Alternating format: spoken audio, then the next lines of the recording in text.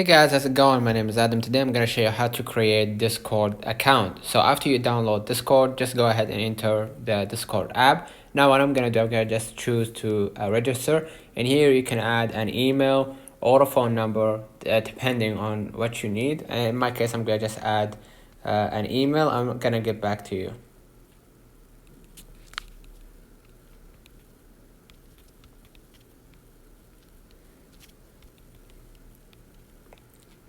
And after you finish typing your email, you're gonna just hit next and add your display name, in my case this one, and just hit next and add your username and password. In my case, I'm gonna just add the username for my Discord. Let me just type like this. Okay, okay.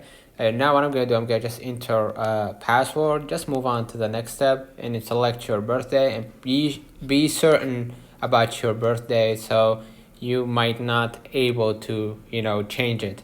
And afterwards, you're gonna just create, and basically you will enter the interface of the Discord app. Let me know in the comments if this video helped you. Don't forget to like and subscribe, turn on the notification bell to receive every video we upload. Thank you for watching. See you in the next one.